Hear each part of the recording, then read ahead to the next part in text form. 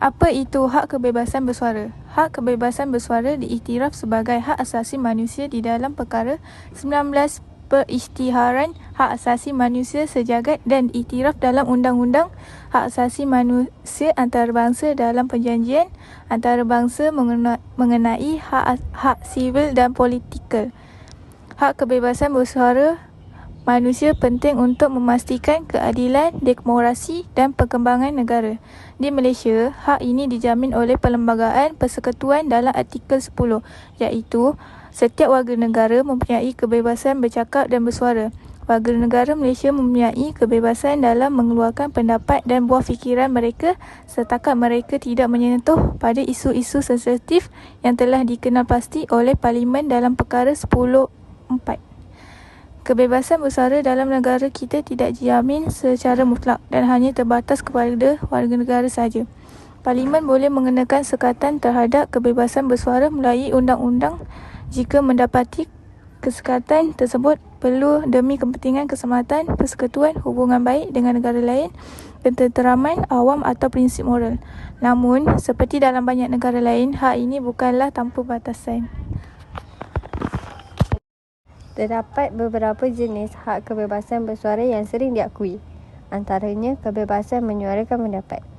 Hak untuk mengemukakan pendapat tanpa takut akan penindasan atau hukuman dari pemerintah atau pihak lain. Seterusnya, kebebasan beragama. Hak untuk mempraktikkan agama atau kepercayaan tertentu tanpa diskriminasi atau represi. Akhir sekali, kebebasan berpendapat di media sosial dan internet.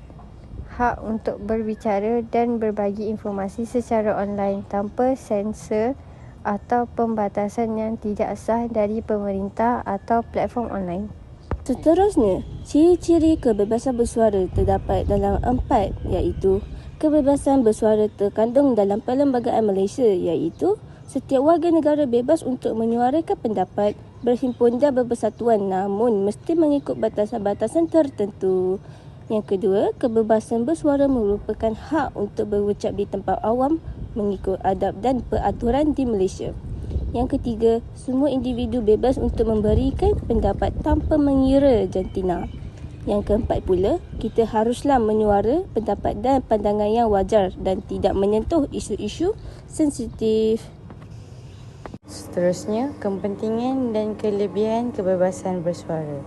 Kepentingan kebebasan bersuara mempunyai 3, iaitu membolehkan penyataan kebenaran seperti pandangan dibenarkan untuk bersaing di khalayak untuk membolehkan kebenaran ditentukan. Yang kedua, memberikan kepuasan kepada individu. Contohnya, membolehkan individu menyampaikan pandangan bertujuan untuk perkembangan diri dan personaliti. Yang ketiga, membangunkan masyarakat demokrasi. Contoh, kelangsungan demokrasi bergantung kepada kebebasan bersuara. Manakala, bagi kelebihan kebebasan bersuara pula, dapat menyatakan hak sesuatu bangsa. Contohnya, Malaysia adalah negara yang berbilang bangsa dan agama. Banyak yang perlu dipelajari melalui adat dan tradisi asal mereka. Melalui kebebasan bersuara ini, mereka boleh menyatakan hak mereka sebagai satu landasan bagi kesefahaman kaum lain. Yang kedua, mewujudkan negara yang produktif. Ini kerana masyarakat yang berkualiti akan sentiasa peka mengenai sesebuah isu seperti isu pembuangan bayi, pembunuhan dan sebagainya sebagai langkah berjaga-jaga. Ketiga, hak mendapatkan maklumat dan kebenaran. Contohnya, melalui suara rakyat yang ingin mengetahui perkembangan mengenai status yang dikeluarkan oleh media atau kabar angin mengenai isu hangat seperti kenaikan harga minyak atau rasuah yang sering dimainkan oleh orang yang berjawatan tinggi dalam kerajaan harus dinyatakan bagi teliti untuk memudahkan rakyat menerima atau menolak kenyataan tersebut. Hal ini kerana rakyat juga berhak mengetahui di sebalik pentadbiran sesebuah negara. Penyalahgunaan hak kebebasan suara iaitu mencetus pergaduhan antara kaum, contohnya mempermainkan adat atau agama sesuatu bangsa, seterusnya mempengaruhi gaya hidup yang tidak sihat.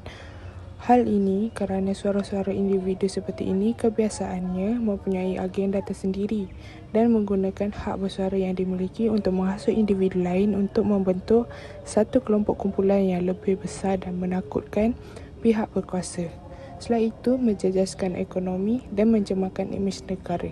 Penyalahgunaan dan penyalahtafsiran hak bersuara yang dimiliki menyebabkan ada kumpulan individu yang melakukan perhimpunan jalanan dengan sewenang-wenangnya. Hal ini menyebabkan nama negara kita buruk kerana dianggap mempunyai pemimpin yang tidak mantap sehingga menyebabkan rakyatnya berhimpun untuk memprotes. Selain itu, hal ini turut memberi kesan kepada ekonomi negara apabila pelancong takut untuk datang ke negara kita dan melabur ke negara kita kerana menganggap negara kita tidak mampu mengekalkan kestabilan keamanan negara. Hal ini menjelaskan ekoran dari penyalahgunaan tafsiran hak asasi yang kita ada kepada negara kita sendiri. Hak ini tertera dalam Perlembagaan Persekutuan Malaysia, tetapi kebebasan ini dihadkan oleh beberapa dasar kerajaan. Perkara 10 Seksyen A menyatakan hak bersuara, tetapi ini dihadkan oleh Akta Hasutan di mana ratusan didakwa kerana mengkritik kerajaan. Seksyen B menyatakan hak berhimpun, tetapi ini dihadkan oleh Akta Perhimpunan Aman yang memerlukan notis 5 hari diberikan kepada polis sebelum perhimpunan boleh diadakan. Subseksyen C menyatakan hak menubuhkan persatuan, tetapi ini dihadkan oleh Akta Pendaftaran Pertubuhan di mana Kementerian Dalam Negeri mempunyai budi bicara mutlak untuk mengisytiharkan sesuatu persatuan haram. Hak kebebasan bersuara dihadkan untuk menjaga keamanan, namun ia terdedah untuk penyalahgunaan.